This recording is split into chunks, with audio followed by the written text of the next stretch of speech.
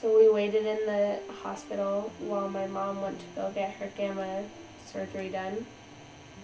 And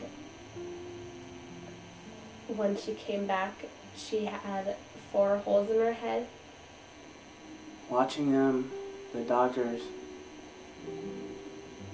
drill screws in your mother's head so that they can shoot lasers into her brain to kill the cancer that's in her brain.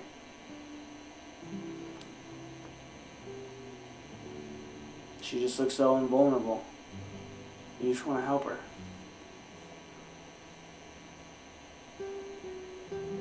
And then she gets so sick and so tired all the time, and I mean, when she's on chemo, she can't do anything. She's just so tired and so exhausted that it's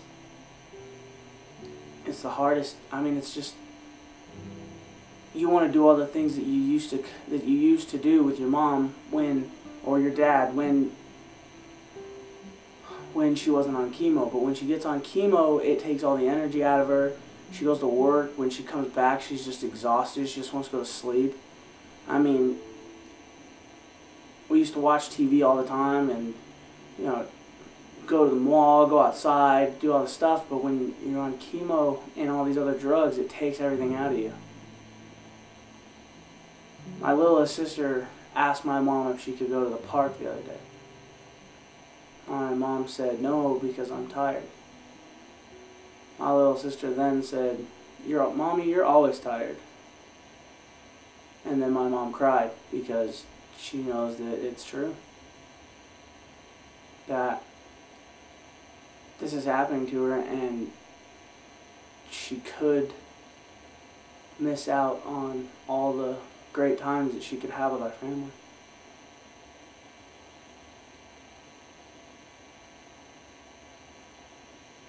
And when she thinks about that, it makes her sad. And when my sisters think about it, I know it makes them sad. They don't talk about it, but watching this happen to someone else is heartbreaking enough. Watching it happen to your own family and not being able to do anything about it, it's catastrophic.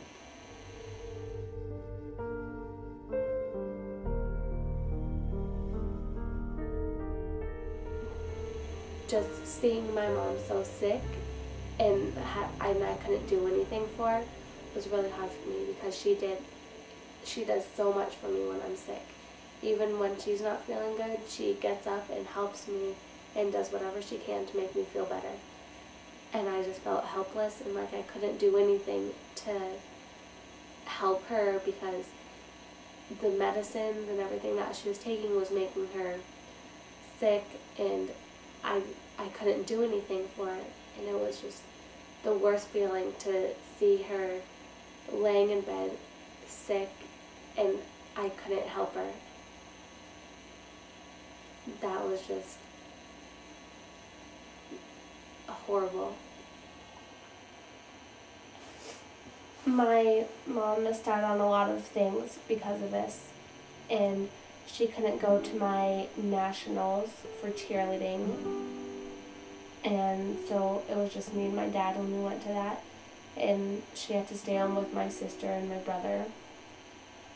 And so that was really hard because it was my first national and she couldn't go to that, and we couldn't go on a lot of trips or anything, which was okay, but it was sad knowing that she couldn't go a lot of places because of this cancer. So it kind of took a lot out of our lives for a while, and it was really hard to go through this.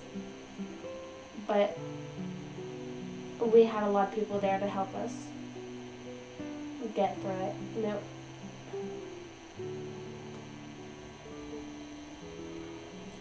When they first told me that my mom had cancer, they came home, like I said, they sat me down and told me. This was before I was supposed to go. This was before I was supposed to go to college. This was right before freshman year in college. It was probably halfway through my senior year. And That almost made me not go to college, just to stay home with my mom so I could be with her and help her. She made me go. She wanted me to go, so I did. She's doing great, but every day you wake up and you wonder, is my mom still going to be there? You have to cherish every day you have with who you're with. Don't jeopardize that for a few puffs on a cigarette or to go get high. It's not worth it. Wasn't for my mom. Wasn't for anybody else that I've talked to. And she still has a tumor in her lung. Well, now there's a hole in her lung from where the tumor used to be, but now there's another tumor in her lung, and it's not going away, and it's hard to know that it could still spread to more places and maybe take over her. And my 4-year-old sister doesn't really understand what's going on, and that's really hard to know. That she just sees us crying sometimes and doesn't really know what this all means. When you get one cancer, it's not just one cancer. It could move to all the places in your body. And now it's even harder, going through the same thing again, having your parents sit you down and telling you, we got back from the doctors and now I have brain cancer.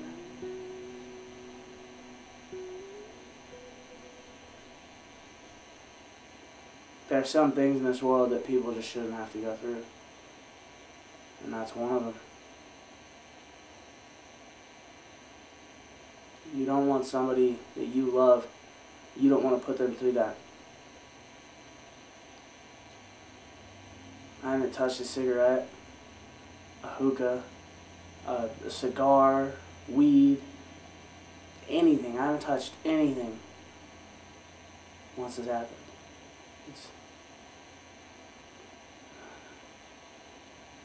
You have to think beyond what you're doing. When you get older, let's say you smoked for 3 years and you stopped. You're like, okay, I stopped, I'm good. Your body can react differently and produce those cancer cells later on in life. And the one people that you've loved, your family, they could be the ones that you end up hurting when you find out that you might have cancer. And you're not going to be there when your daughter gets her first kiss, or goes on her first date, or graduates high school, or gets stood up for the first time, and you have to be there to help her out. These are the things I think of when all this is going on.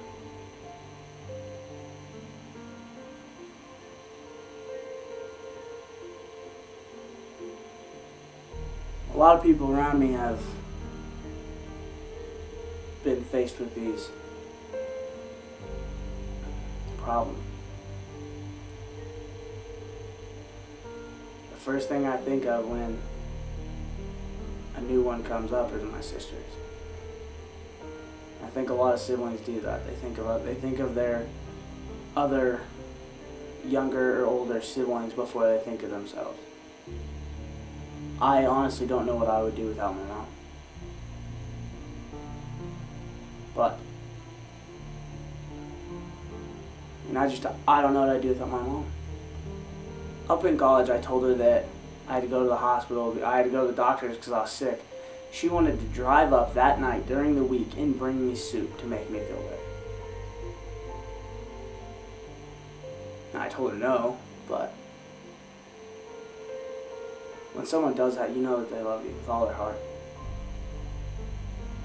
And I want my sisters to have that too. And knowing that she's really sick, and if she did pass away, I don't know what I would do. especially with my sister being 4 years old, what she would do without a mom. And my brother, what he would do. And all of this is just over smoking.